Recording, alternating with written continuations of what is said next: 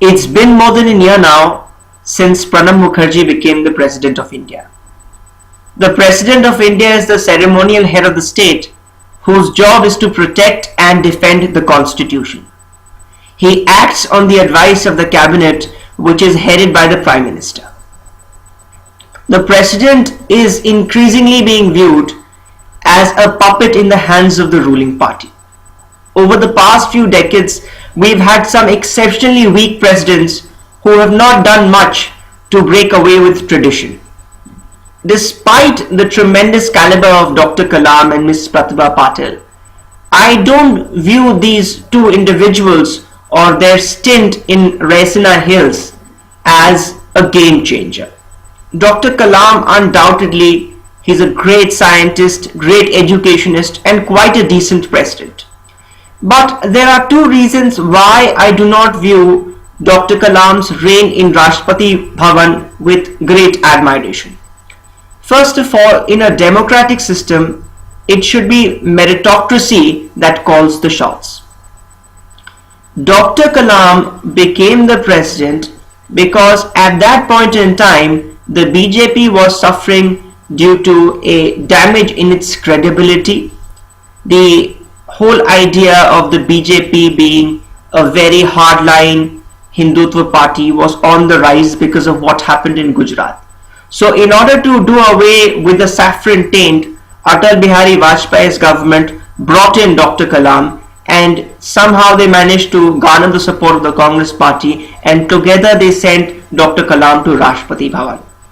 Afterwards, Dr. Kalam did a fantastic job. His high points came in when he refused to sign on the Office of Profit Bill. But one major failure of Dr. Kalam's presidency was in regards the mercy petitions. At that time only, during Kalam's presidency, Afzal Guru had filed for mercy, and it was Dr. Kalam who initiated the tradition of not responding to that particular mercy petition. Thereafter, Ms. Patil became the President of India, and she became the President of India not because of her capabilities but because of her closeness with Congress President Sonia Gandhi.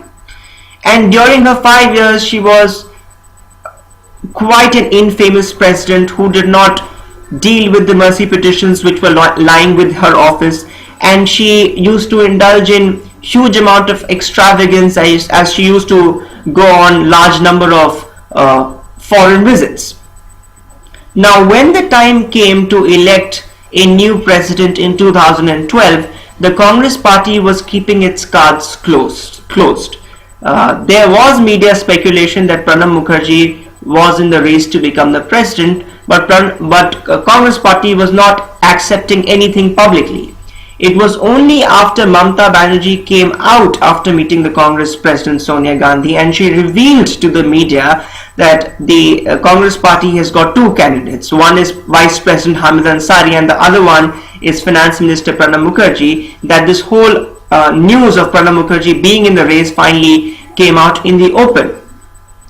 Now, Pranab Mukherjee, he is a number crunching politician. He has been the backbone of the UPA government. Till the time he was with the UPA government, he was the one calling the shots.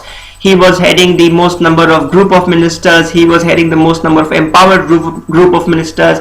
And no matter which issue it was, no matter what the issue was, in fact, be it the Indo-US nuclear agreement, the Lokpal agitation, the Telangana crisis, the KG gas dispute, the KG basin dispute, whatever, it was Pranab Mukherjee who was expected to, find the solutions to all these problems. So the Congress party was very reluctant to send Pranab Mukherjee to Raisina Hills. He was the eternal number two of the Congress party. He, was a trusted lieutenant of Indira Gandhi. He was finance minister number two in 1984 when Indira Gandhi was prime minister, and he was number two and finance minister in 2012 also when Manmohan Singh was the Prime Minister. Secondly, Pranab Mukherjee is a very charismatic individual. He cannot be expected to toe anyone's line, be it Ms. Sonia Gandhi or Mr. Rahul Gandhi. So Congress party was somewhere down the line very scared of the prospect of seeing a proactive and an independent president. But at the end of the day, they had to give in there was a lot of pressure from within the Congress party. People wanted Pranab Mukherjee to be honored and feted, and they wanted to see him in Rashtrapati Bhavan. So it was finally decided that yes, Pranab Mukherjee would be the Congress party's candidate for the presidential elections. Pranab Mukherjee won the elections quite comfortably. He defeated Purno Sangma in most of the states. In fact, many of the legislators of the Bharatiya Janata Party, they cross-voted for Pranab Mukherjee because of their deep respect for the statesman-like personality of the man from Bengal. But at the same time, Pranab Mukherjee's bid for presidency did not resonate popular support, because at that time Mamata Banerjee had come out with the name of Dr. Kalam. The BJP was also in between, favoring Dr. Kalam over Mr. Mukherjee.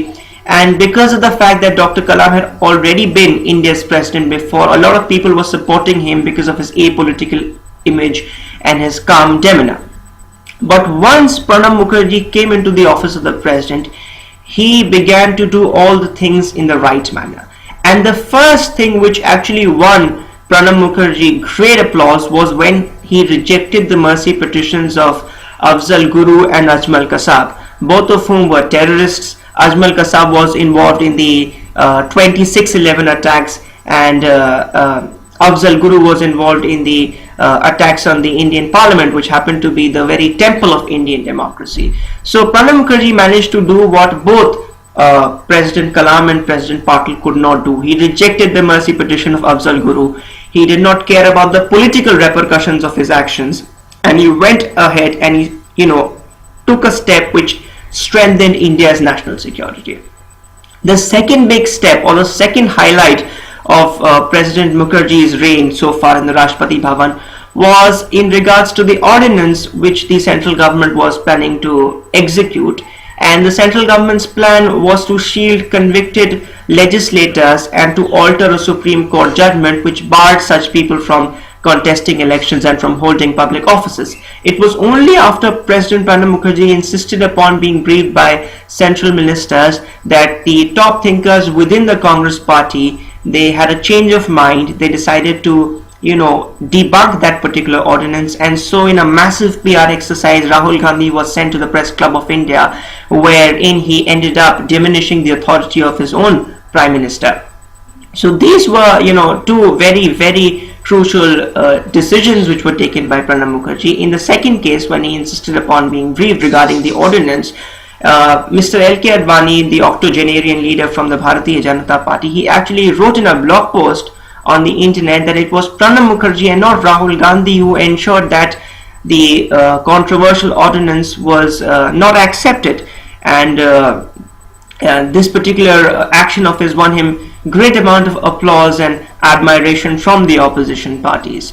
President Pranab Mukherjee has also taken many other steps. He is going on limited number of foreign visits, but whenever he goes on foreign visits, he leaves a stamp.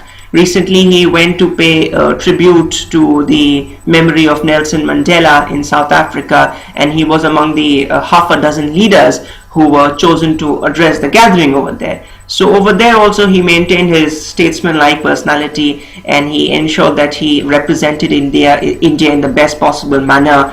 Pranab Mukherjee has also been doing away with a lot of traditions and a lot of titles which have been associated with the elitism in Rashtrapati Bhavan, and overall he has turned out to be an incredible president. Pranab Mukherjee still has more than half of his presidential reign remaining in front of him. His biggest challenge will obviously be in 2014, when we are expecting a hung parliament. It will be very, very interesting to see how Pranab Mukherjee will deal with the situation. How will he be, how will he act in a non-partisan manner, whom he will invite to form the government, how will he deal with the prospect of Narendra Modi as Prime Minister of India, what if Sonia Gandhi wants to become the president wants to become the Prime Minister in 2014, how will he deal with that prospect. So Pranab Mukherjee's remaining period in the Rashtrapati Bhavan will undoubtedly be extremely challenging, but so far Pranab Mukherjee's record has been picture perfect, and as Indians, or rather as as nation-loving Indians, we can only hope that we get more presidents like Pranab Mukherjee in the times to come.